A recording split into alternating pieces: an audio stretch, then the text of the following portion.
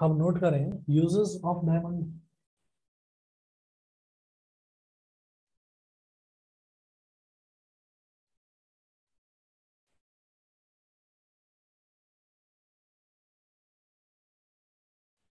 Uses of diamond,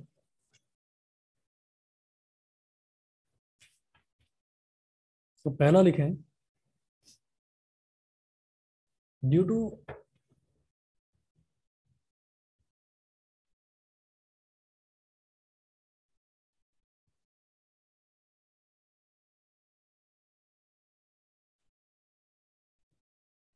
its hardness, diamond is used in making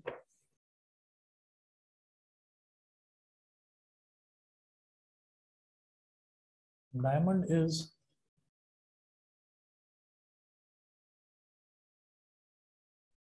used in making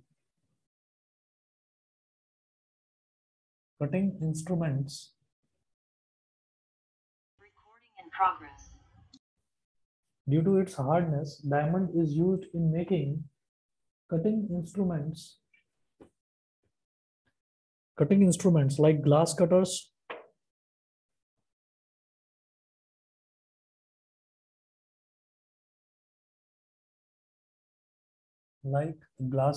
comma, saw for cutting, marble,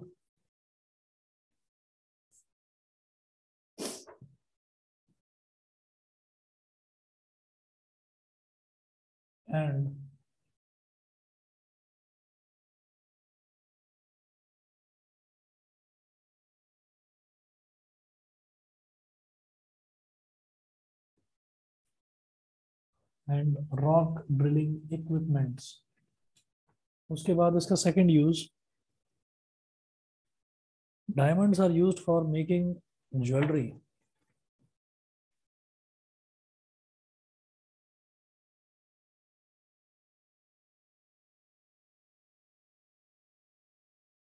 Diamonds are used for making jewelry,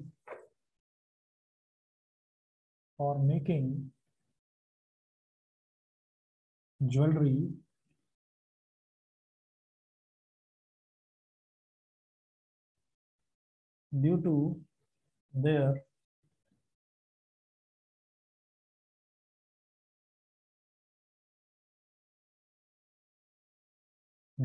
extraordinary luster. Extraordinary luster, luster का मतलब होता है बेटा चमक. Extraordinary luster मतलब चमक. Third use इसका, sharp edged diamonds are used by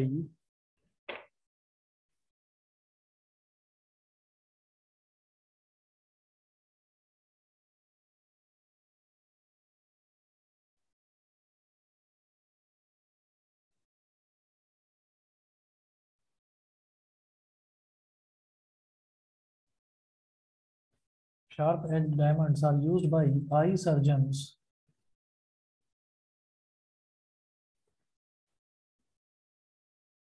Are used by eye surgeons as a tool to remove cataract from eyes. As a tool to remove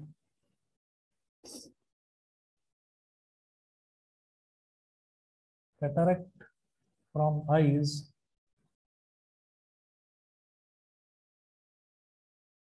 Cataract from eyes with a great precision.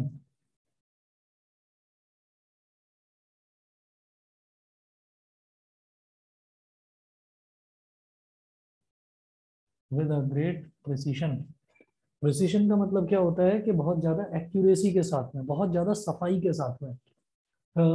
तीन इसके uses होते हैं diamond के. सबसे पहले तो हमने ये देखा था कि जो डायमंड होता है, डायमंड जो है वो बहुत ही ज्यादा मतलब बहुत एक्सट्रीमली हार्ड सब्सटेंस होता है. और बल्कि उसमें हमने ये भी देखा था कि it is actually the hardest naturally occurring substance known on this earth. तो ऐसा हमने डायमंड के केस में देखा कि डायमंड बहुत ही ज़्यादा हार्ड होता है. तो क्योंकि वो बहुत ज्यादा हार्ड होता है, आयरन से भी ज्यादा हार्ड होता है, तो इस वजह से डायमंड का यूज किया जाता है बहुत जहां पर बहुत ज्यादा किसी हार्ड सब्सटेंस की जरूरत पड़ती है, जैसे कि रॉक ड्रिलिंग इक्विपमेंट्स जो हैं।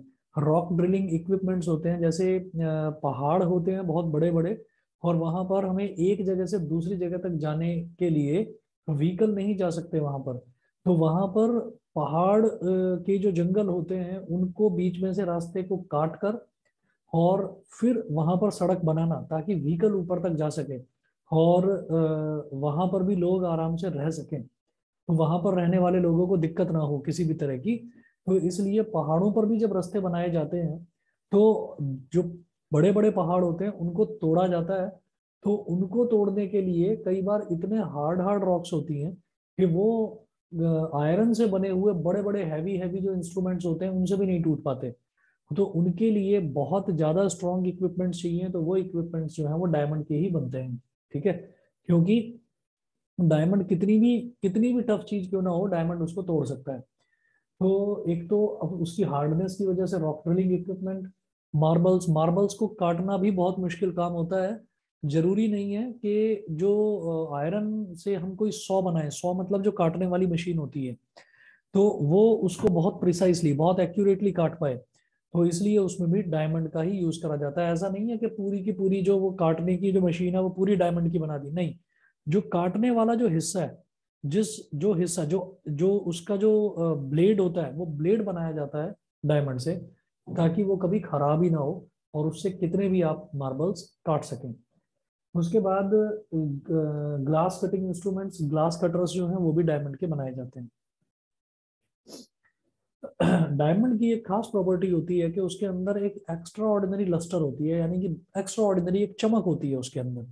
तो उस चमक की वजह से ही डायमंड को इस्तेमाल किया जाता है ज्वेलरी बनाने में। ठीक है, तो diamonds are use for making jewellery due to their extraordinary lustre. उसके बाद थर्ड देखिएगा, sharp edged diamonds. Sharp edged मतलब बिल्कुल जिसके कोने एकदम शार्प होते हैं, उसको यूज किया जाता है कहाँ पर, जहां पर हमको कैटरेक्ट सर्जरी की, आई सर्जन्स को जरूरत होती है। तो कैटरेक्ट सर्जरी क्या होती है, जैसे मान लीजिए आई है, मान लो जैसे ये आई है और ये फ्रंट व्यू देख रहे हैं हम आई का, तो ये प्यूपिल है, ये प्यूपिल है। अब आप ये सोचिएगा कि इस प्यूपिल के सामने एक प्रोटीन की ना, मतलब विद एज, जैसे जैसे इंसान की एज बढ़ती है, तो एज बढ़ने के साथ साथ बॉडी के जो पार्ट्स हैं उन पार्ट्स में भी चेंजेस आने शुरू होते हैं। स्किन में चेंजेस आते हैं, हेयर्स में चेंजेस आते हैं, इनफैक्ट बोन्स में चेंजेस आते हैं। तो ये जो जितने भी सारे चेंजेस आते हैं, ऐसे ही आईज में भी चेंजेस आते हैं। तो आईज जो है, तो जो ये प्यूपिल है, प्यूपिल के सामने ना एक इस तरीके से एक प्रोटीन की ना लेयर जमा हो जाती है। प्रोटीन की एक लेयर जमा हो जाती है जिसकी वजह से थोड़ा थोड़ा इंसान को धुंधला दिखना शुरू हो जाता है। और फिर एक टाइम ऐसा आता है कि देख पाना बड़ा मुश्किल हो जाता है कि वो इतनी बड़ी एक लेयर आंख के आगे जमा हो जाती है।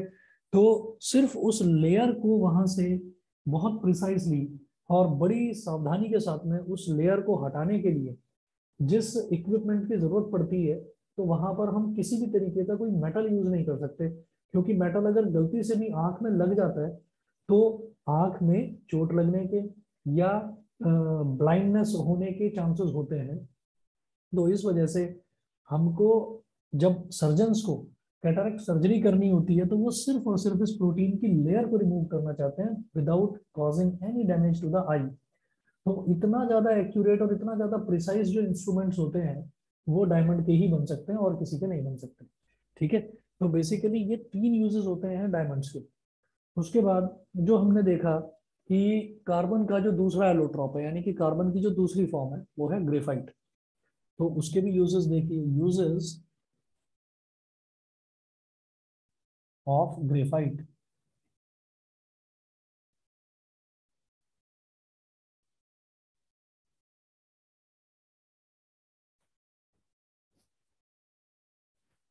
यूजेस ऑफ ग्रेफाइट इसमें नोट करें। Due to its softness, powdered graphite is used as a lubricant,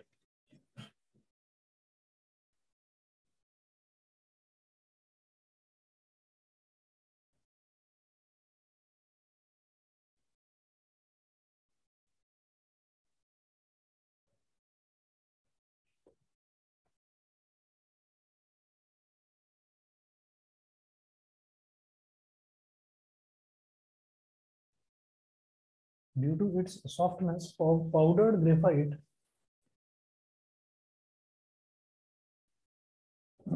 is used as a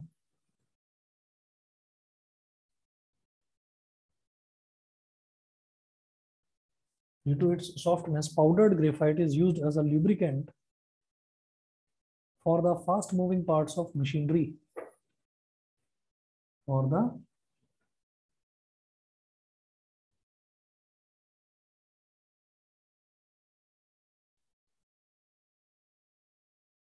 fast moving parts of machinery.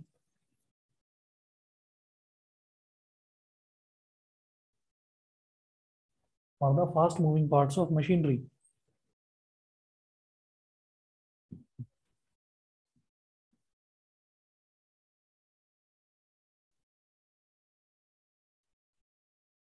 फिर लिखें since graphite is non-volatile,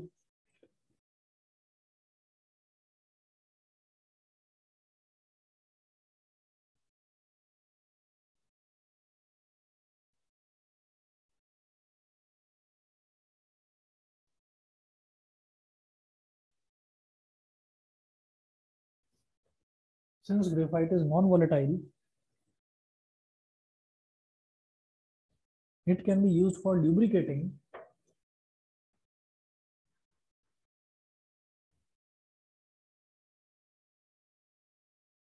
since graphite is non-volatile. Volatile का मतलब होता है कि ऐसी चीज जो धीरे धीरे समय के साथ खराब हो जाती है, लेकिन ग्रेफाइट खराब नहीं होता. तो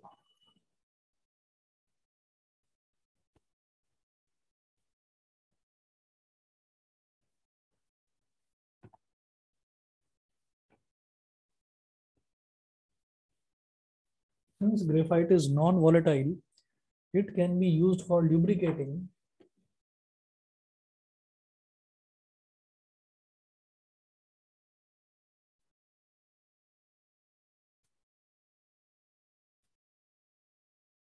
it can be used for lubricating those machine parts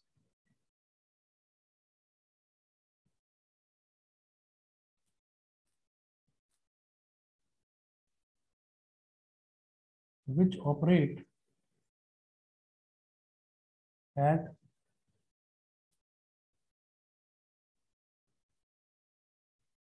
very high temperatures.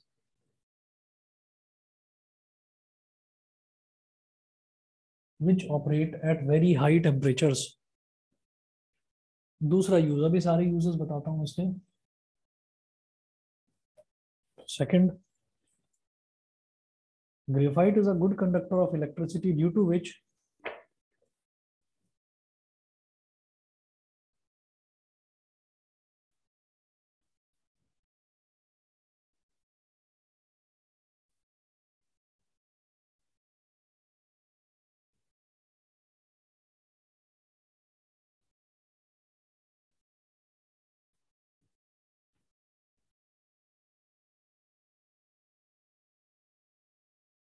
graphite is a good conductor of electricity due to which graphite is used for making carbon electrodes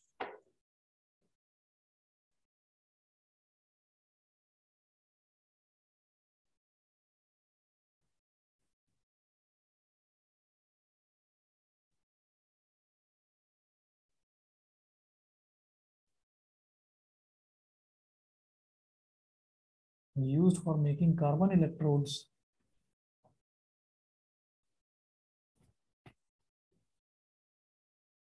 or graphite electrodes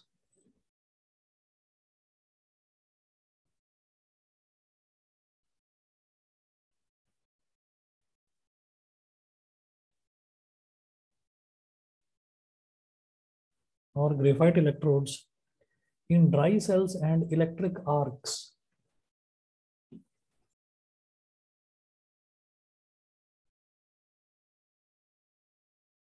In dry cells and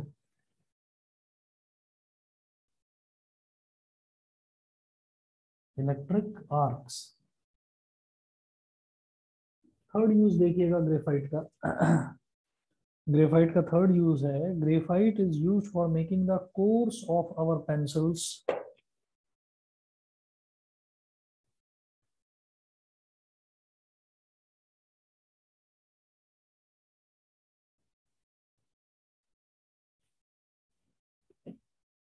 Graphite is used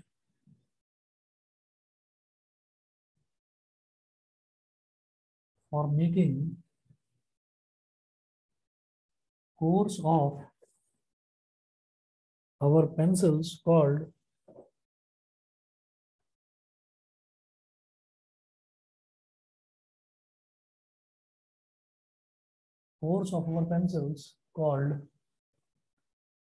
pencil leads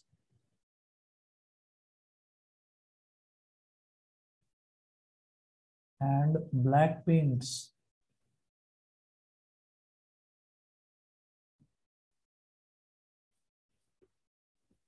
तो सबसे पहले ये देखिएगा कि graphite इतना ज्यादा soft होता है तो पाउडर्ड ग्रेफाइट को यूज करा जाता है as a lubricant, for fast moving parts of machinery. तो वो इतना सॉफ्ट होता है, उसमें इतना स्लिपरीनेस मतलब चिकनापन उसमें इतना ज्यादा होता है कि पाउडर्ड ग्रेफाइट जो है वो यूज करा जाता है मशीन पार्ट्स के बीच में लगाने के लिए, ताकि मशीन पार्ट्स आपस में रगड़ खाकर खराब ना हो जाएं। ठीक है, इसी वजह से पाउडर्ड ग्रेफाइट को वहां पर यूज करा जाता है एज अ ल्यूब्रिकेंट। दूसरा है, since graphite is non volatile. Non volatile का मतलब होता है anything which doesn't got gets eroded with time, जो समय के साथ धीरे धीरे खराब नहीं होती, उसको बोल देते हैं वॉलेटाइल। तो ये ग्रेफाइट जो है ये नॉन वॉलेटाइल थिंग है, तो इस वजह से इसको therefore it can be used for lubricating those machine parts which operate at very high temperatures। जो बहुत ज्यादा हाई टेम्परेचर पर ऑपरेट करते हैं मशीन पार्ट्स, तो उनको ल्यूब्रिकेट करने के लिए भी हम ग्रेफाइट को ही यूज करते हैं। सेकंड देखिएगा, graphite is a good conductor of electricity due to which graphite is used. Graphite is a good conductor of electricity due to which graphite is used for making carbon electrodes or graphite electrodes in dry cells and electric arcs। Electric arcs जो हैं ये भी वही होती हैं जो terminals होते हैं बैटरीज के। और इलेक्ट्रोड्स, ग्रेफाइट इलेक्ट्रोड्स क्या होगा, जैसे बैटरी होती है ना, कोई बहुत बड़ी बैटरी, तो बैटरी में आपने देखा होगा कि ऐसे एक पॉजिटिव टर्मिनल लगा रहता है और एक नेगेटिव टर्मिनल लगा रहता है। तो ये जो है ये पॉजिटिव और नेगेटिव टर्मिनल, जिनको हम इलेक्ट्रोड्स बोल देते हैं, पॉजिटिव वाले को बोल देते हैं एनोड और नेगेटिव वाले को बोल देते हैं कैथोड। तो ये जो दोनों इलेक्ट्रोड्स हैं, मतलब collectively anode and cathode are called electrodes. तो ये जो इलेक्ट्रोड्स हैं इनको भी हम ग्रेफाइट से ही बनाते हैं। तीसरा, क्योंकि ग्रेफाइट का कलर ब्लैक होता है, ग्रेइश ब्लैक कलर का होता है, तो इसी वजह से जो हमारी पेंसिल के जो सिक्के होते हैं, पेंसिल लेड्स जिनको हम बोल देते हैं, तो वो भी ग्रेफाइट के बनते हैं। और जो ब्लैक कलर का जो पेंट बनता है, ब्लैक कलर का पेंट भी ग्रेफाइट से ही बनता है because of its black colour. बताइए जी, सभी को समझ में आ गया? इतना क्लियर है? Yes sir. प्राजक्ता, पावनी, पालकी, उदय, विदिशा, बताइए क्लियर है? Yes sir. Yes sir. Yes sir. Aditya, Akshara, yes sir. Yes sir. ठीक है। चलिए जी, मैं आगे चलता हूँ फिर। इसके बाद कभी कभी ना एग्जाम में ये पूछ लिया जाता है कि आप स्ट्रक्चर बताएं डायमंड का, स्ट्रक्चर बताएं ग्रेफाइट का। तो डायमंड का स्ट्रक्चर का मतलब ये नहीं कि आप वहां पर कोई हीरा, आपसे वो ये उम्मीद नहीं करते हैं कि आप कोई हीरा बनाकर दिखाओ। मतलब स्ट्रक्चर का मतलब क्या है कि उसके इंटरनल स्ट्रक्चर आपको बताना है, मतलब अंदर जो कार्बन की जो बॉन्ड्स हैं वो किस तरीके से एक दूसरे से जुड़ते हैं।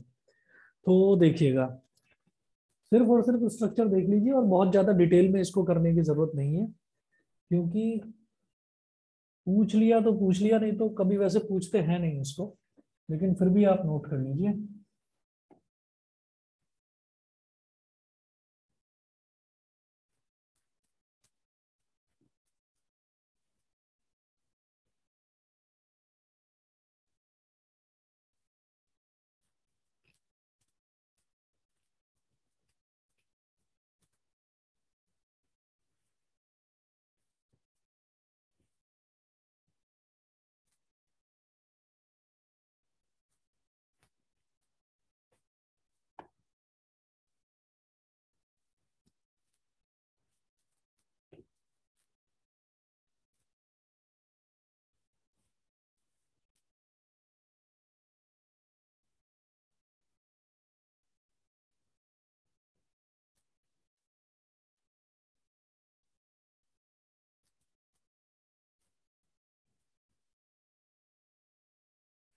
स्ट्रक्चर ऑफ डायमंड,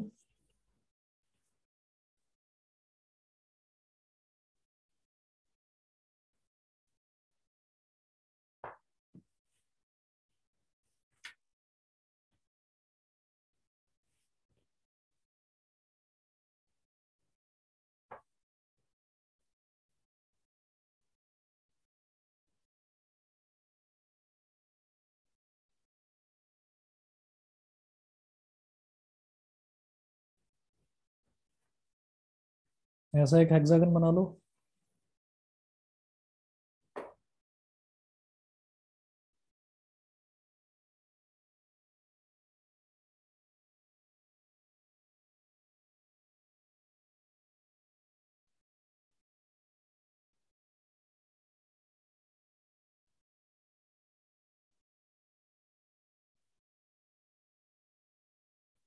फिर से एक हेक्सागन इस तरीके से बना लीजिए।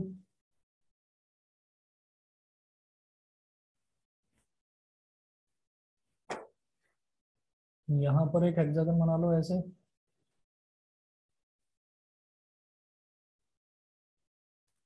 मतलब आप कुल मिलाकर ऐसे फ्लैट जो सामने से हमको ऐसे वर्टिकल दिखाई देते हैं, सीधे सीधे डायमंड, मतलब सीधे सीधे हेक्सागन्स आप इस तरीके से बना सकते हैं। और यहाँ पर ये कहेंगे here the dots represent carbon atoms. यहाँ पर जो ये डॉट्स हैं ये कार्बन एटम्स को रिप्रेजेंट कर रहे हैं। ठीक है, यहाँ लिख लीजिएगा structure of diamond, internal structure लिखेंगे।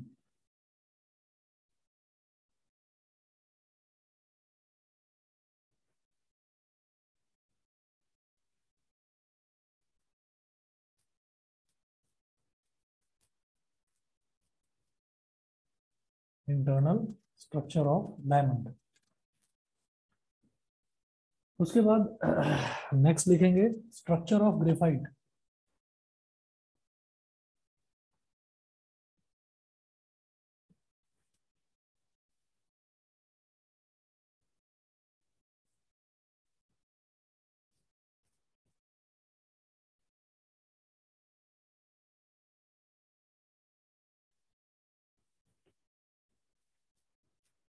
Structure of graphite.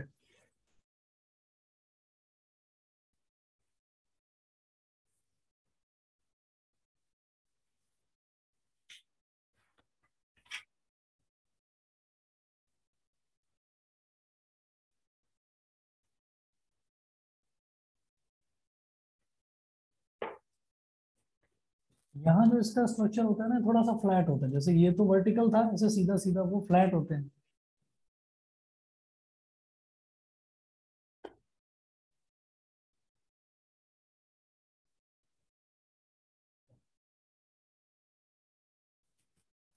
ये एक हो गया इस तरह से।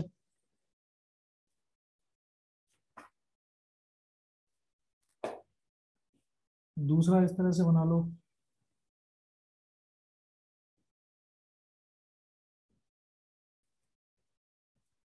ठीक है, तो ऐसे बनते हैं, इसमें लिख लीजिएगा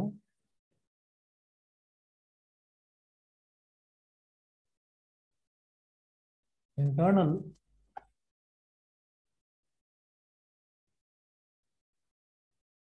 स्ट्रक्चर ऑफ ग्रेफाइट।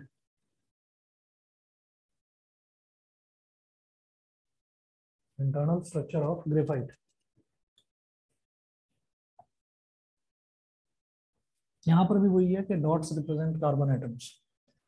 फिर एक बड़ा इंपॉर्टेंट क्वेश्चन बनता है, क्वेश्चन लिखिएगा।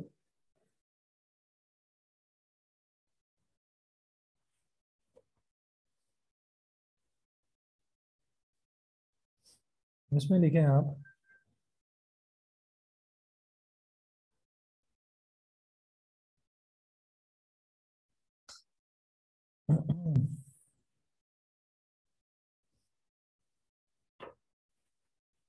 कि वाई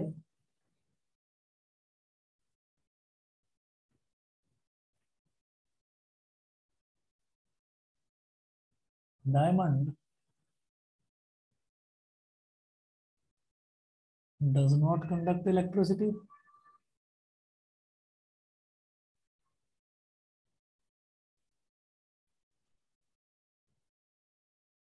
While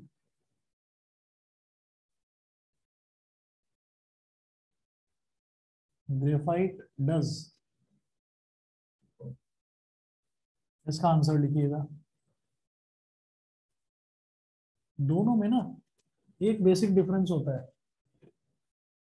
डायमंड में और ग्रेफाइट में दोनों के स्ट्रक्चर में एक बेसिक डिफरेंस होता है कि जो डायमंड है, डायमंड का जो स्ट्रक्चर है उसमें हर एक कार्बन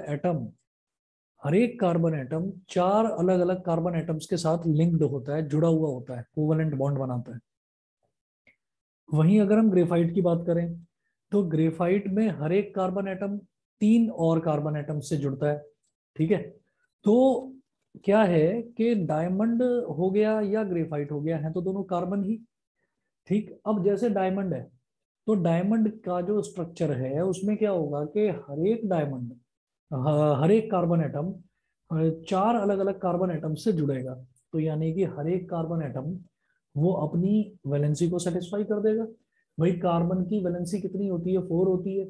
और वो जब चार अलग अलग अलग कार्बन एटम्स के साथ में जुड़कर कोवलेंट बॉन्ड बना लेगा तो वो तो काफी स्ट्रांग हो जाएगा। वहीं दूसरी तरफ हम ये कहते हैं, ये जो ग्रेफाइट है, ग्रेफाइट भी तो कार्बन ही है, लेकिन ग्रेफाइट क्या होता है, ग्रेफाइट तीन कार्बन एटम से जुड़ता है। तो जब वो तीन कार्बन एटम से जुड़ता है तो एक कार्बन एटम तो फ्री रह गया ना उसका, उसकी एक वैलेंसी तो सेटिस्फाई नहीं हो पाई।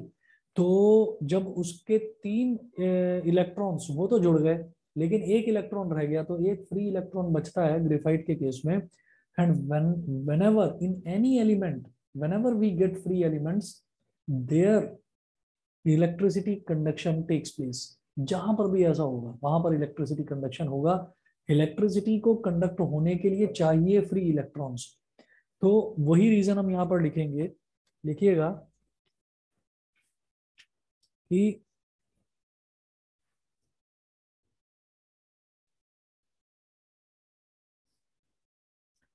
इसमें लिखें, we know that a carbon atom has 4 valence electrons in it.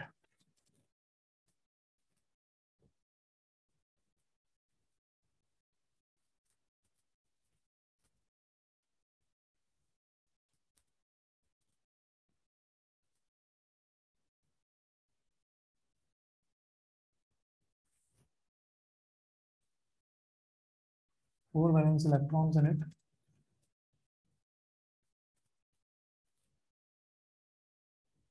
Full stop. And in a graphite crystal, each carbon atom is joined, and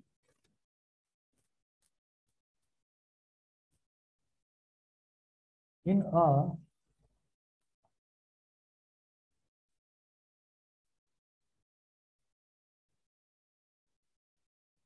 graphite crystal, each carbon atom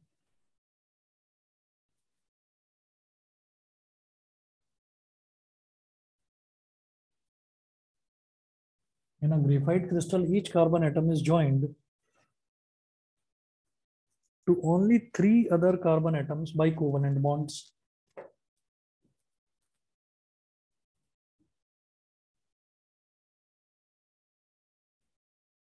To only three other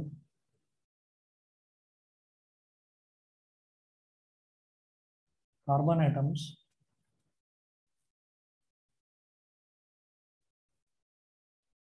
by covalent bonds.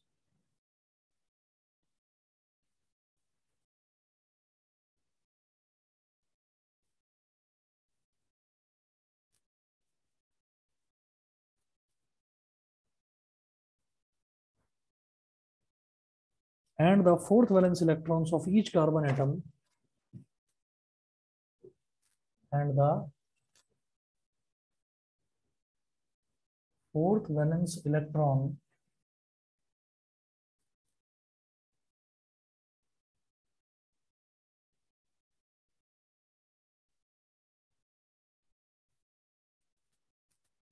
of each carbon atom is free to move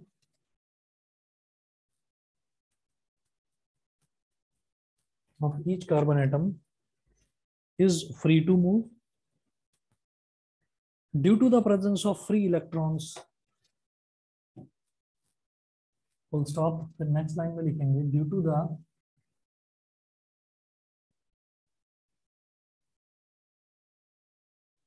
presence of free electrons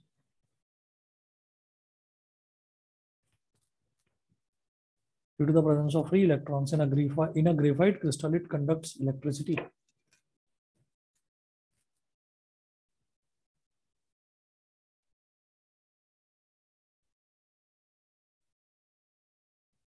In a graphite crystal, it conducts electricity.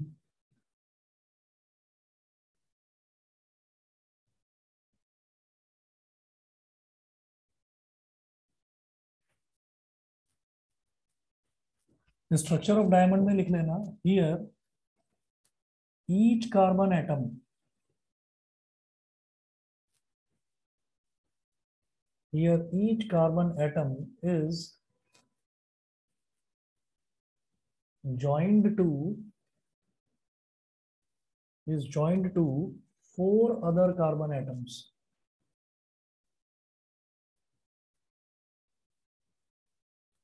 4 other carbon atoms. The structure of diamond में.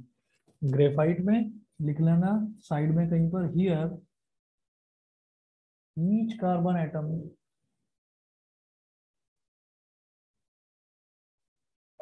is joined to 3 other carbon atoms.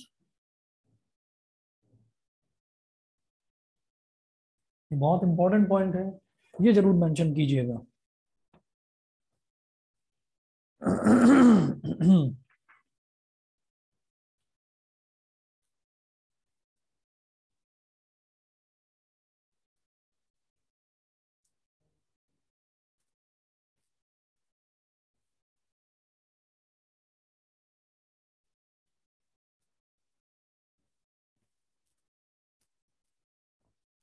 अब note करें, इसमें एक question और लिखेंगे. ये मिटा रहा हूं इधर.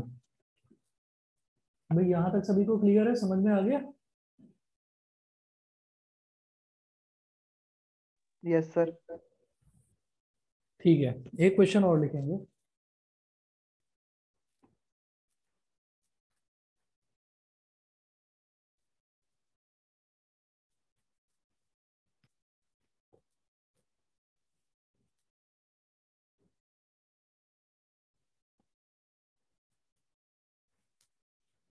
नेक्स्ट क्वेश्चन लिखेंगे. Why diamond is so strong and graphite is not.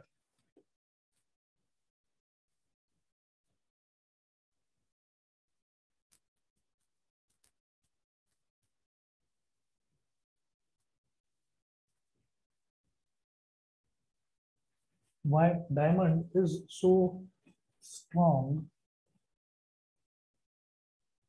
and hard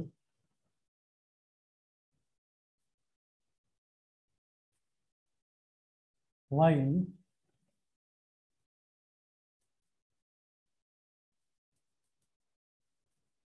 graphite is not. इसका आंसर लिखें.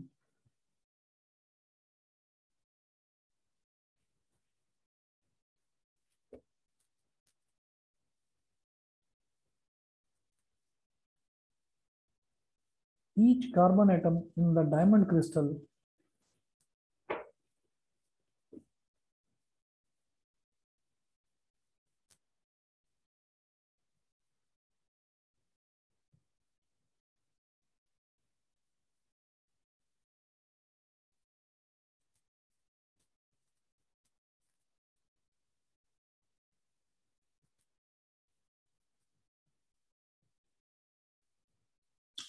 each carbon atom in the diamond crystal is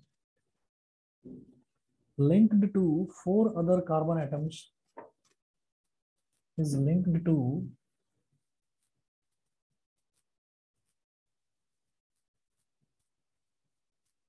4 other carbon atoms by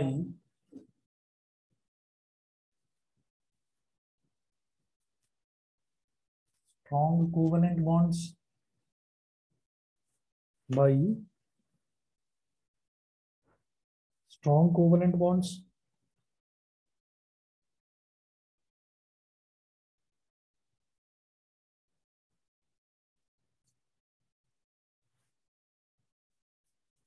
Strong covalent bonds.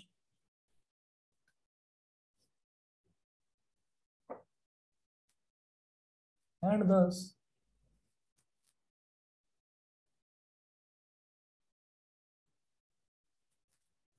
and thus powerful and thus a powerful network of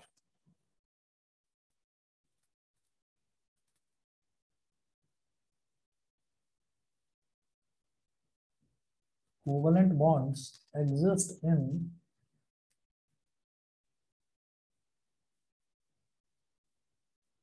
diamond due to this diamond structure is very rigid.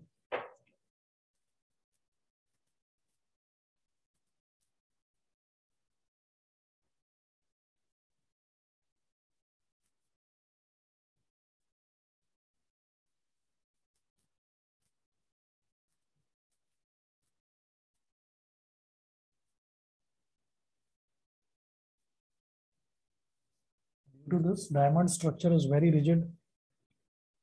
Full stop. The rigid structure of diamond makes it a very hard substance.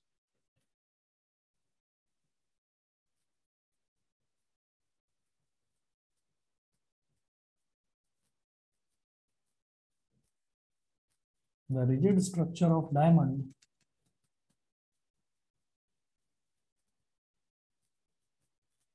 makes it a very hard substance.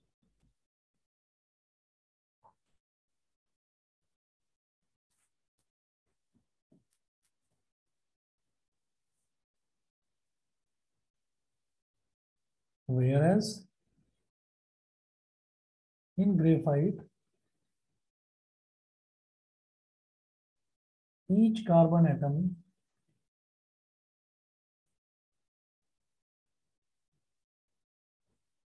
is linked to only three other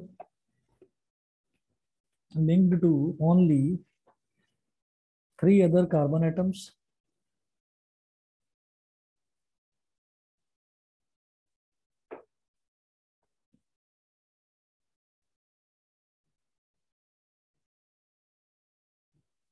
Linked to only three other carbon atoms.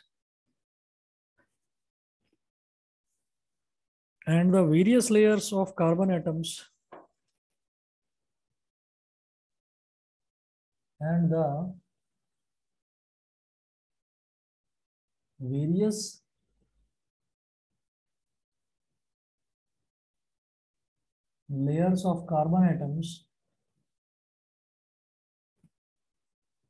layers of carbon atoms in graphite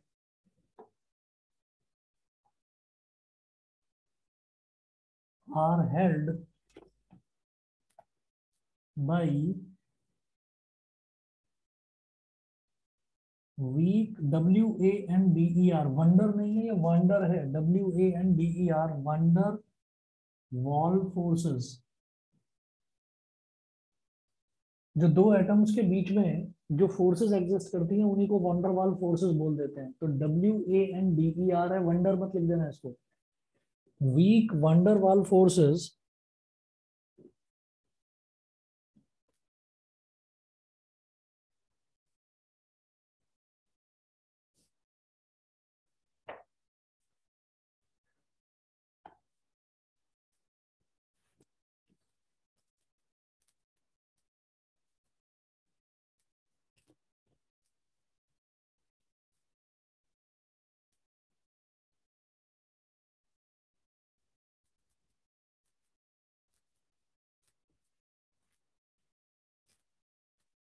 by weak van der Waals forces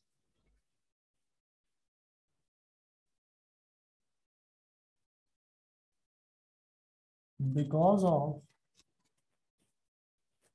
of the sheet-like structure of graphite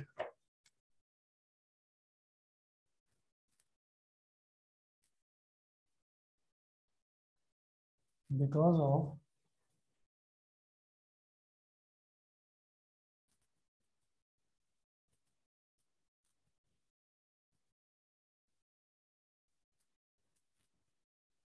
of the sheet-like structure of graphite, It is a comparatively soft substance.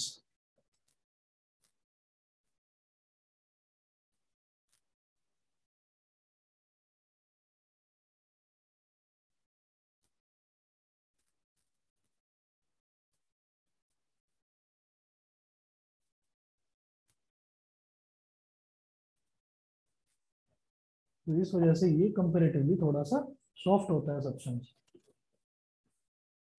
सभी को clear है यहाँ तक बताइए? ये दोनों questions बड़े important हैं। एक तो इलेक्ट्रिसिटी कंडक्शन ग्रेफाइट में ही क्यों होता है? Because of the presence of free electron, क्योंकि ग्रेफाइट में एक कार्बन एटम सिर्फ 3 कार्बन एटम से जुड़ा होता है, और वहीं पर जो डायमंड है, डायमंड में हर एक कार्बन एटम जो है वो 4 कार्बन एटम से जुड़ा होता है। तो डायमंड के केस में कहीं कोई फ्री इलेक्ट्रॉन होता ही नहीं है। इस वजह से diamond is a bad conductor of electricity and graphite is a good conductor of electricity. फिर हम बात करते हैं, यही रीजन आपको इधर भी मेंशन करना है, लेकिन विद सम मॉडिफिकेशंस। तो यहाँ पर वो पूछते हैं कि जो डायमंड है, डायमंड बहुत ज्यादा स्ट्रांग होता है, बहुत ज्यादा हार्ड होता है, जबकि ग्रेफाइट जो है वो सॉफ्ट भी है और काफी वीक भी होता है, जल्दी से टूट भी जाता है। तो हमने यहाँ पर भी वही चीज बोली कि जो कार्बन है, कार्बन 4 बॉन्ड्स के साथ में जुड़ा होता है, और देयर जब वो 4 कार्बन एटम्स के साथ जुड़ा होता है तो there is a very powerful covalent bond structure which has been formed in diamond. तो उस पावरफुल बॉन्ड स्ट्रक्चर की वजह से डायमंड जो है एक बहुत ही हार्ड और बहुत रिजिड सब्सटेंस बन जाता है। इस वजह से हम डायमंड को बोलते हैं कि वो बहुत ज्यादा हार्ड सब्सटेंस है। वहीं पर अगर हम बात करते हैं ग्रेफाइट की, तो ग्रेफाइट में हर एक कार्बन एटम जो है वो 3 अलग अलग कार्बन एटम्स के साथ जुड़ा हुआ होता है। तो and the various layers of carbon atoms are held by weak van der Waals forces. जो लेयर होती है कार्बन एटम्स की, जैसे हमने बताया था कि डायमंड के केस में तो ऐसे आपको दिखाई देगा हेक्सागन, और ग्रेफाइट के केस में हेक्सागन आपको ऐसे दिखाई देगा जैसे कि लेयर्स होती हैं। ठीक है, तो वो लेटा हुआ दिखाई देता है, और वहां पर वो ऐसे दिखाई देता है जैसे कि वर्टिकली वो खड़ा हुआ हो। ठीक है, तो वहां पर होगा हॉरिजॉन्टल पोजीशन में और वहां होगा वर्टिकल पोजीशन में। तो हॉरिजॉन्टल पोजीशन में जो अलग अलग लेयर्स बनती हैं, उन लेयर्स के बीच में जो फोर्स ऑफ अट्रैक्शन होता है वो बहुत वीक होता है।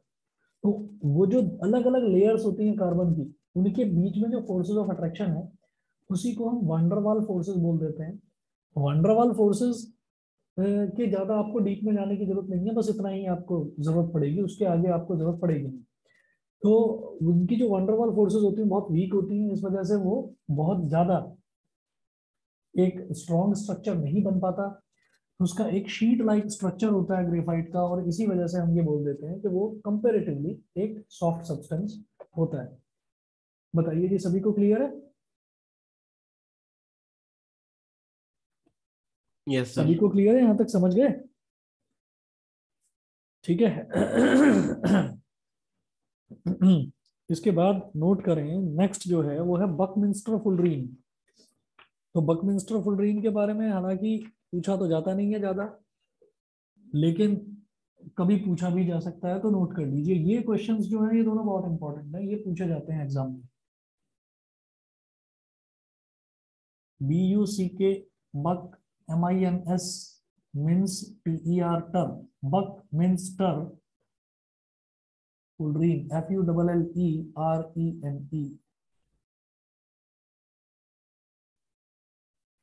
Buckminster fullerene.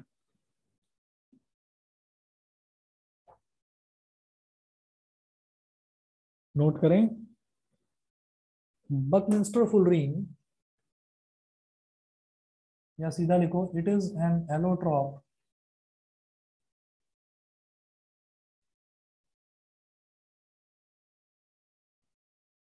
it is an allotrope of carbon containing clusters of 60 carbon atoms, containing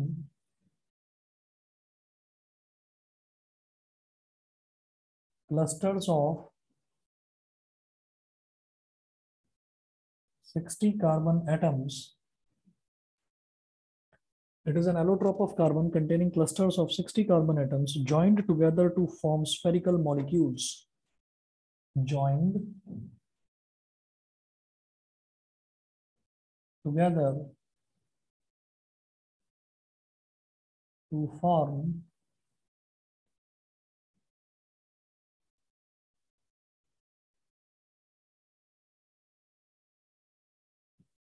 joined together to form spherical molecules. Since there are 60 carbon atoms,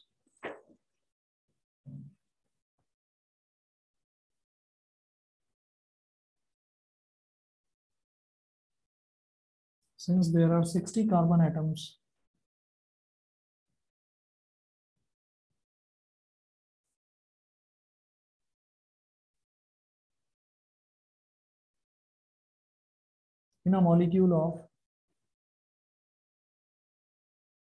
Buckminster-Fullerene,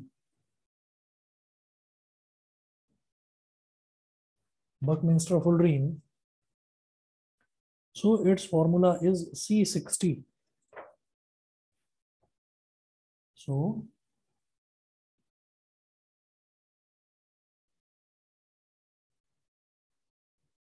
its formula is C60. Capital C is for carbon और subscript में लिख दीजिए 60, C60.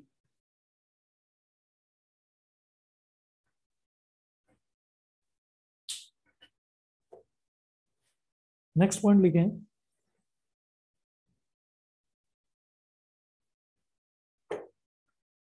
it is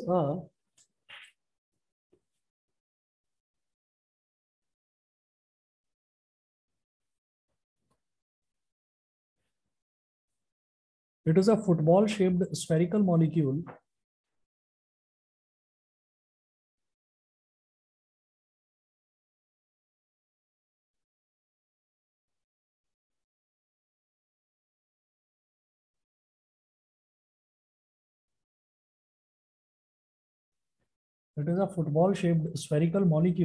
in which 60 carbon atoms are arranged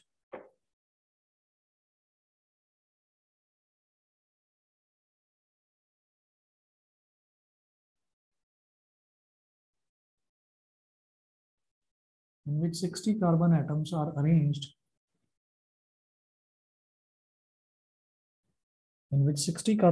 are arranged in interlocking hexagonal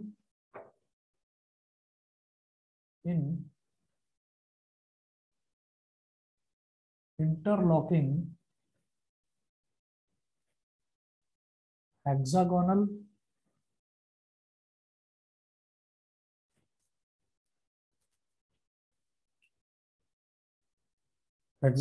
and pentagonal rings of carbon atoms. Hexagonal and pentagonal rings of carbon atoms.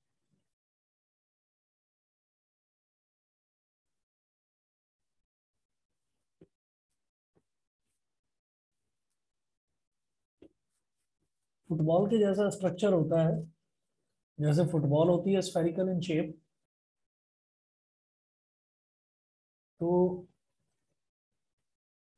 इसमें होता क्या है कि जैसे फुटबॉल होती है ना, फुटबॉल जो बनाई जाती है, फुटबॉल में बीच में तो एक पेंटागन लगा दिया जाता है और उसके चारों तरफ लगाए, पांचों तरफ जो है वो लगा दिए जाते हैं हेक्सागन। इस तरीके से होता है इसका स्ट्रक्चर।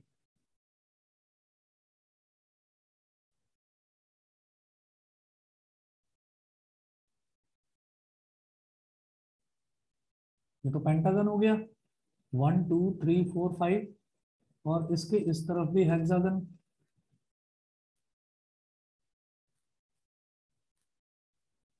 इसके इस तरफ भी हेक्सागन,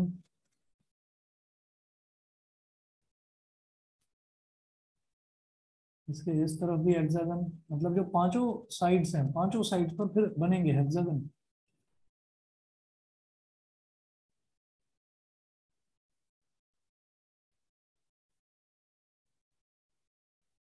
इस तरीके से बनता है इसका स्ट्रक्चर।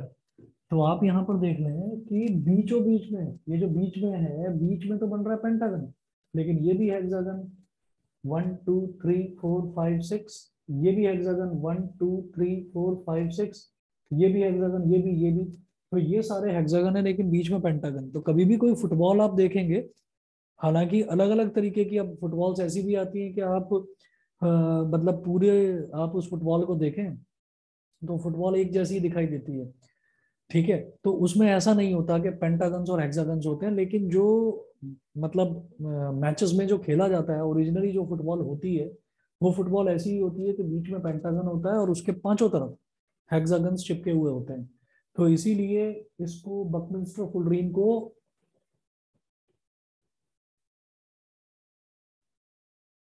BUCKYBALL बकी बॉल भी बोल देते हैं, इसको बकी बॉल भी बोल देते हैं। ठीक है ना, बकमिंस्टर फुलरीन को। तो इतना करिए। और इसकी जो प्रॉपर्टीज हैं, कुछ प्रॉपर्टीज डायमंड और ग्रेफाइट के बीच की प्रॉपर्टीज हैं, तो इसको बहुत ज्यादा हार्ड भी नहीं कहा जा सकता, बहुत ज्यादा सॉफ्ट भी नहीं कहा जा सकता। तो इसकी एक दो प्रॉपर्टीज हैं, वो मैं अगली क्लास में करवाता हूँ आपको। ठीक है, और उसके बाद फिर आपके ऑर्गेनिक कंपाउंड से स्टार्ट करवाएंगे इसमें। ठीक है, आज इतना ही कर लेते हैं फिर। Thank you sir. चलिए, thank you sir. Okay okay.